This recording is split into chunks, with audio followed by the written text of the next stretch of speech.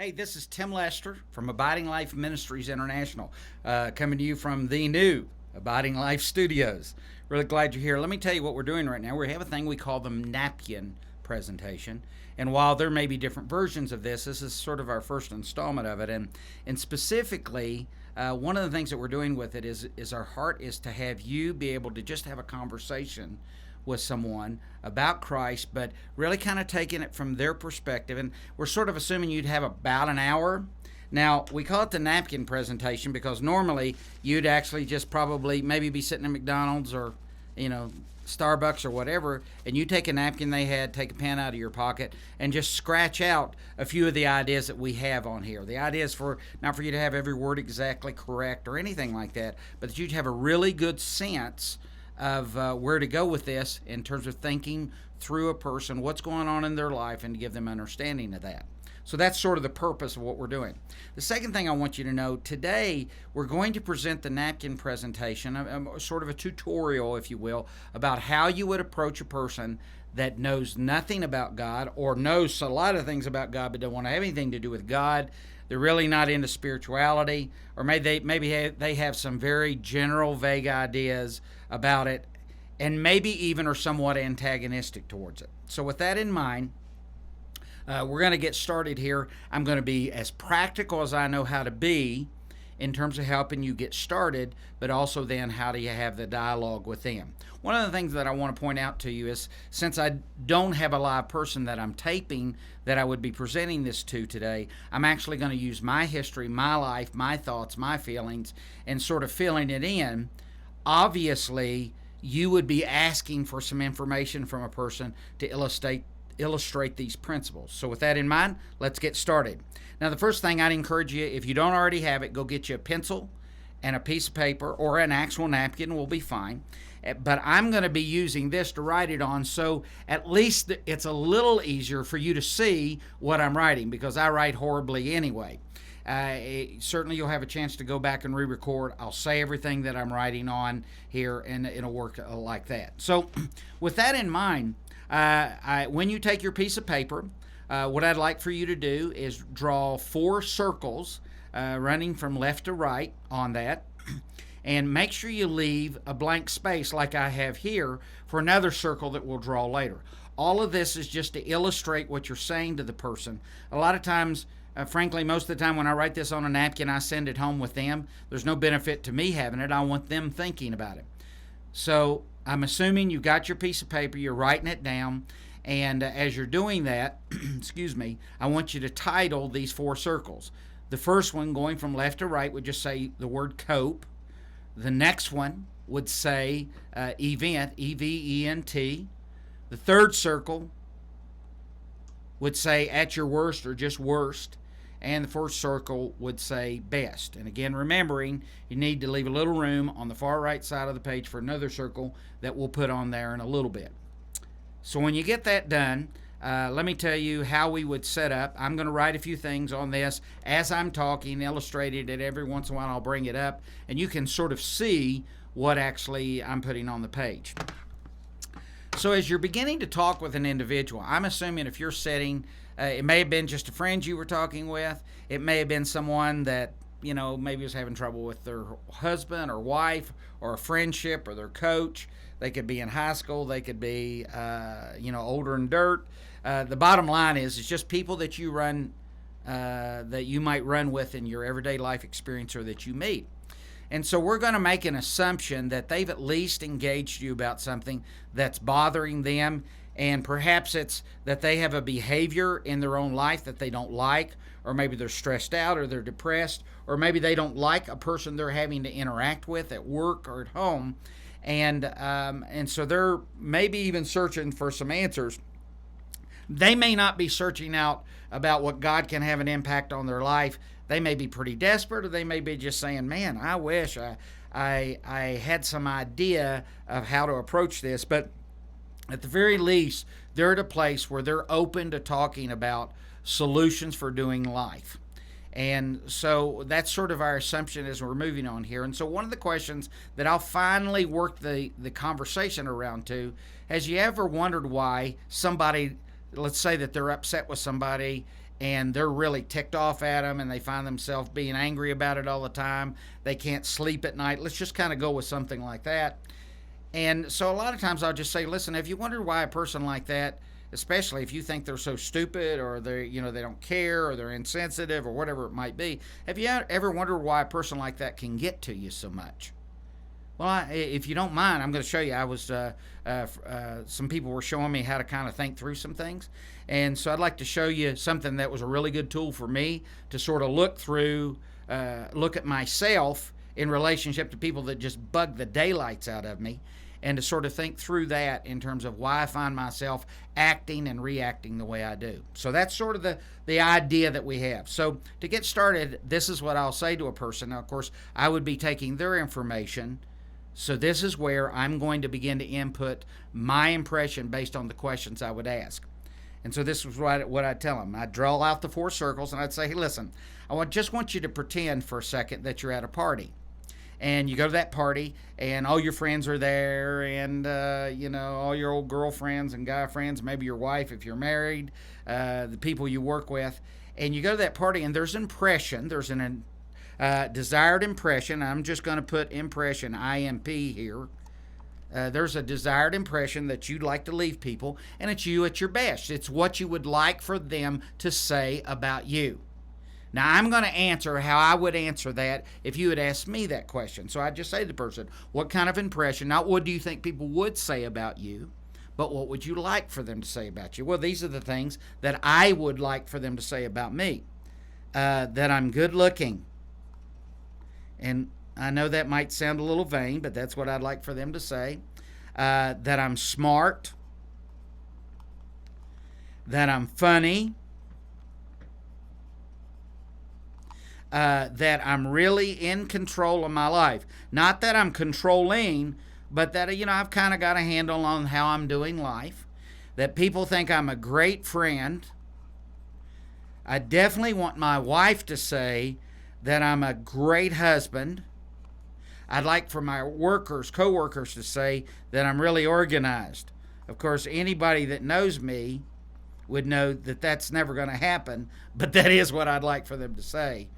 And just generally speaking, I'd like for them to say that I'm a good guy. And I have kids, so I'd also want them to say, my kids to say, that he is an amazing father. Now, I know you're not going to be able to read every single word I put on here, so that's what it end up looking like. And all it is a description of what I'd like for people to say about me.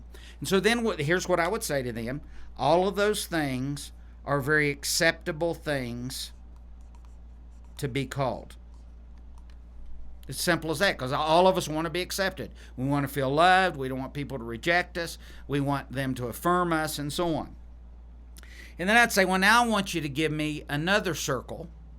And I'm not asking you what you want people to say about you, but I want you to describe to me what you, and I usually write this word up here, what I feel about myself at my worst, or actually what I do. So I'll write the words feel and do right up at the top of this.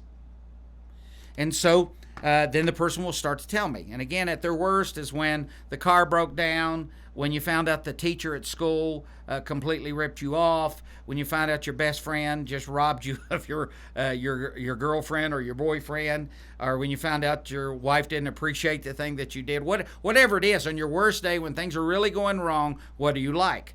Now, again, I'm going to give you my answers if I were answering that question. And so at my worst, I feel like I'm fat, that no woman would ever want me. I'm picky. I'm demanding. And again, these might not be your answers. I'm putting down my answers. You're looking for the answers of the person. That I feel like a complete failure as a husband, as a father,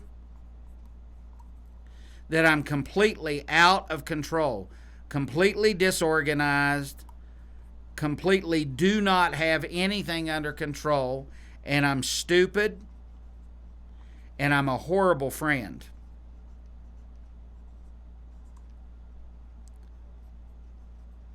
And then I'll look at the person and I'll say, does that make sense to you? Again, I'm not asking you what you believe about yourself. I'm not saying you ought to go around all the time saying I'm fat, stupid, ugly, picky, and so on. I'm just asking you what you feel about yourself at your worst. And so they'll give you those answers. And then I just write down here, would you agree with me that it would feel like you were very unacceptable to be those things? And so this is kind of what that ends up looking like. So obviously, if I have what I want people to say about me at my worst, and I have something that I don't want people to think about me, what I either feel like about myself at my worst, or what I am at, or I actually do at my worst, then I'm not ever going to want somebody to see that part of me. And so one of the things that we look, I just give them an example, and I say, look, I'd like to suggest to you, you don't have to buy this, that what I feel about myself at my best is like a little success suit. And I'll draw a little suit over here with a little zipper on it. And I know I'm a bad artist, but again, we're doing this on the back of a napkin. And so this is what I would communicate to them, is that, excuse me, none of us would like to be stripped naked in public. And I could tell you lots of funny stories, but the bottom line is that I want, every morning I get up and I zip up my little success suit, and that's what we're calling it, a success suit. And it's just a suit that I would wear that makes people say what they feel about me, what I want them to say about me. But I never want people to see what's in my worst circle. Now, excuse me, I'm going to tell you that I believe that there are events that sort of undress me. I would be really uncomfortable if somebody came to me and made me strip naked right now. And so I'm going to show you how that there are events in life that sort of happen and they strip us naked emotionally. And I'm going to show you what that actually ends up feeling like.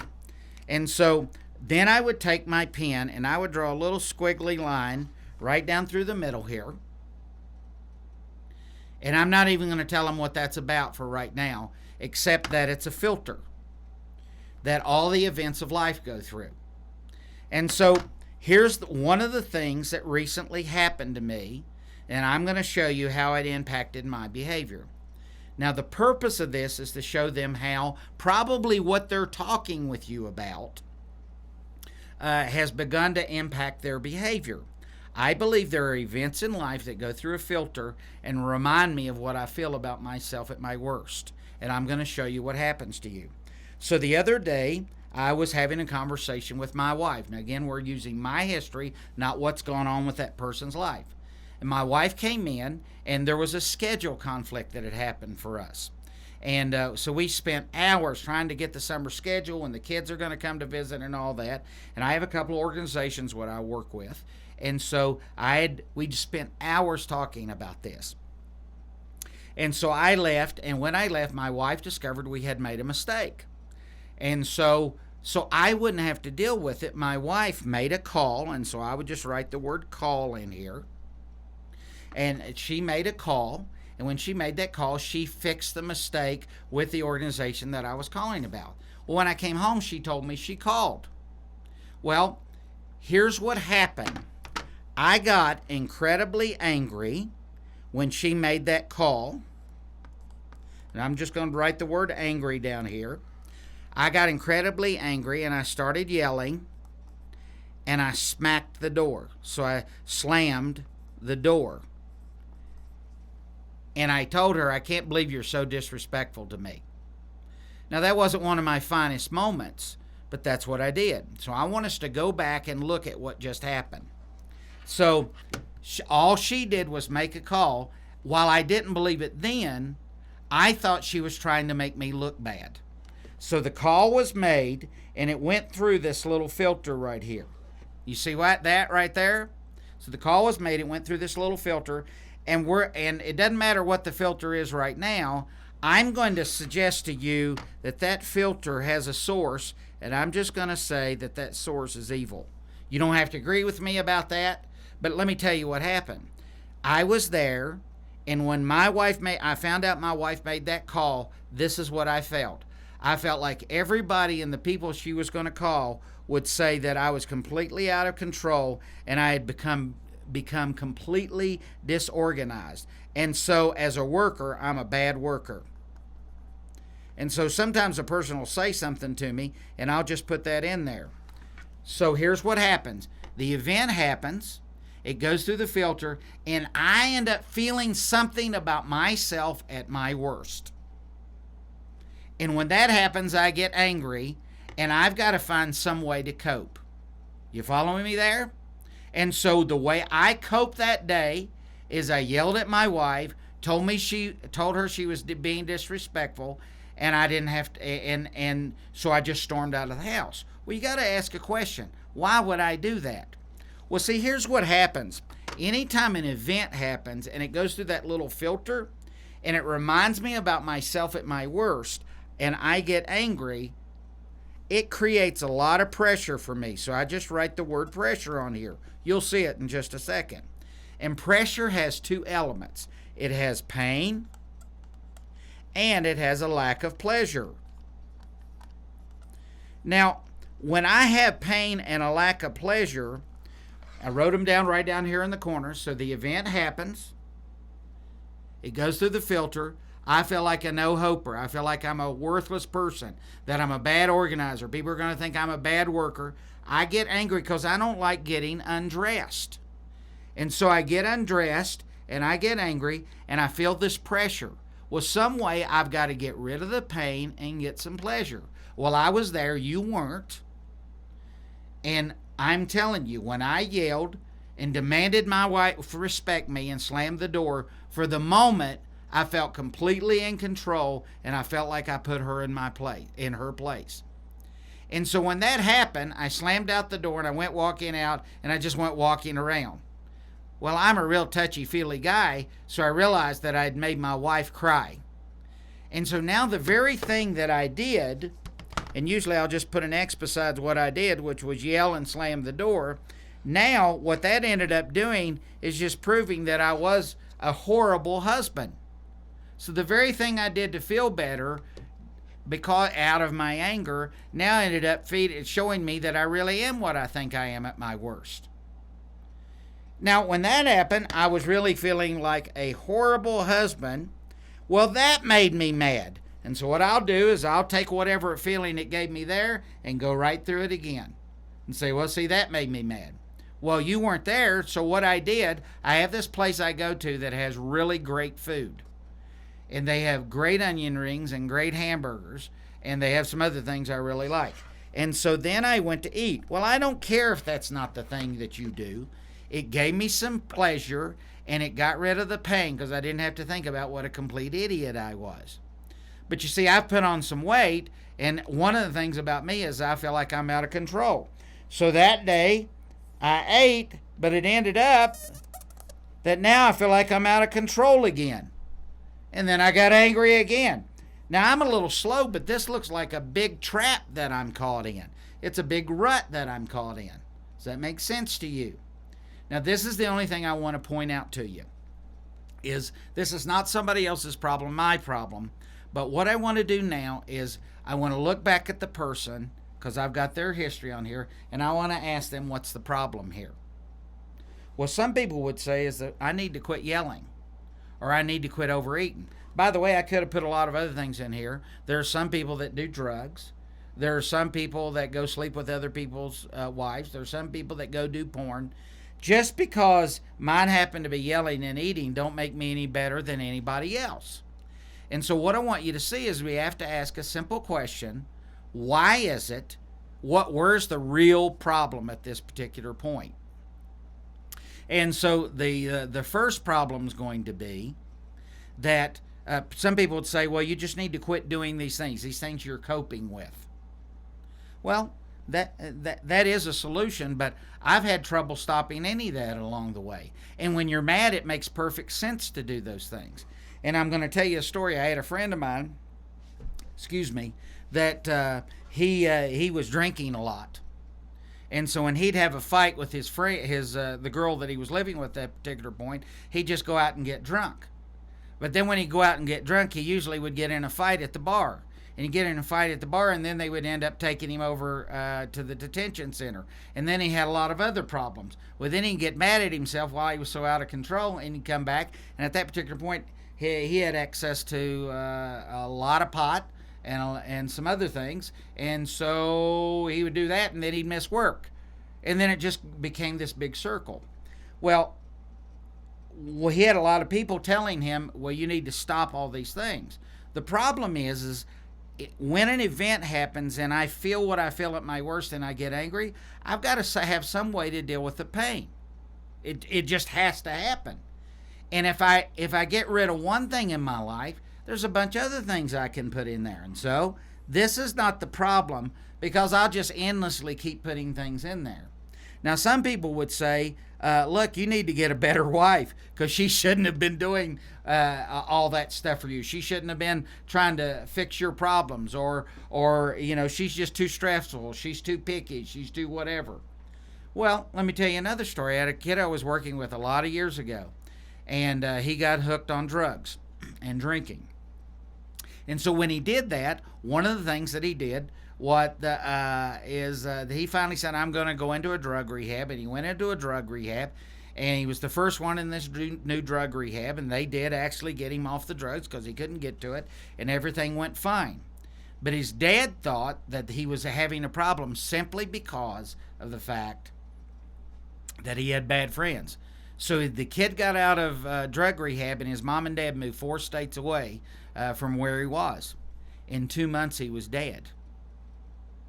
And the reason he was dead is because when he went away, he still had all of this stuff going on inside here, and he just found new friends and new places to get drugs because he still had, as a way to cope, to do the drugs. Well, the point is not what we put in here. His dad tried to fix his problem by moving him away and getting him away from the stress in his life. But that wasn't his problem. You see, he still had a sense or an identity or a feeling about himself that all these things were true. And every single time something happened that undressed him to make him understand this and not this, to make him feel like this rather than this, he would go into this spiral, this big rut that he found himself in. Now, recognizing that's happened, I would tell you that my real problem is what I feel about myself at my worst. What if there were some way that actually I could get rid of all of this mess? And so I'll give you an illustration. I had a guy walk up to me one day, this is many years ago, and I was working with some kids at that particular time. And so when I was working with those kids at that particular time, we would take them to the mall with their mothers. Their mothers would give us kind of a Mother's Day out thing, and we'd play with all of their preschool-age children. The fellow walks up to me while I'm taking a little break on the side and the kids are playing, and he comes to me and whispers in my ear, "You're a sexual pervert." And I said, "Well, what?" He says, "You're a sexual pervert because you're playing with the children. You're a sexual pervert." Well, I looked at him and I just said, "Go away." Now, I want you to know something. I did not think I was a sexual pervert. I didn't feel like a sexual pervert, and I'm not one. So the fact that this guy came up and said that to me didn't bother me at all. I'm a good guy. But on the other hand, a little later on, even at that same place, I had a guy walk up to me. At that point, I was a youth pastor, and the guy came up to me and he says, "You're the worst pastor I've ever met in my life. You're the worst youth pastor. You're going to destroy our church." Now, whether or not that was true or not wasn't even the point. So what I did, and I'm not proud of it, I looked at the guy and I spent about 10 minutes just decimating him. Everybody around thought I was really clever, and this guy went away and he never said another word to me, and I never saw him. Well, that's not good, but what I want you to see is this. Even though there was nothing in my life that would suggest that I was a failure as a youth pastor, on the inside, what I felt about myself is I was a failure and that I was going to mess people up. And because of that, I got angry. And what I did is use some tools that I learned when I was in school to make a person look ridiculous and stupid so I wouldn't have to feel that anymore. So you see, I was being driven what I feel about myself at my worst. The truth is when my wife came to me and told me, although she didn't mean anything bad by it at all, when she told me that she called, inside my head, I still felt like that I was a failure because of my disorganization. And I reacted at that moment. I got angry, and I ran to this idol. So with that idea in mind, we're going to look at here in just a few minutes. We're going to take just a little bit of a break here right now, and I want to show you how then I transition to talk to them about how we can get out of this rut. It becomes important that they understand, first of all, what this rut looks like. And I would put it to you like this. The question would be, what would happen if I could actually not feel like this anymore? What if I could get to the place where what I feel about myself at my worst could actually disappear? What if I didn't have to worry about that anymore? Or what if it might be there, but it really just didn't drive me anymore because I actually am at a place where I don't feel that anymore? That doesn't rule how I feel. And so when someone comes up and says something to me that undresses me, it just doesn't hit me so much. It doesn't impact me so much. And by the way, even the things that I feel about myself at my best, sometimes those things can become a curse because I think I've got to keep that image up all the time. And so anytime somebody says something that suggests I'm not what I am at my best, even that thing can drive me crazy because now I'm a slave to what other people's expectations are. And I'm telling you, I think this is hell on earth to have to live in all of this. So what if I could have, and this is where I might go ahead, just so you know, this is where I might draw another circle, and I would say, what if I could put a brand new identity in myself? What if I could get rid of what I feel about myself at my worst, which is my identity, or my internal personal sense of value? What if I could change, or what if somehow it could be changed, and that wasn't a part of me anymore? Or what if I could just drop the need to always keep up this big image? What if I could have a new identity, a new internal sense of myself, a new view of myself on the inside that was completely acceptable and completely lovable? When we come back, we're going to talk about how we transition and talk about how that can actually happen. Thank you very much.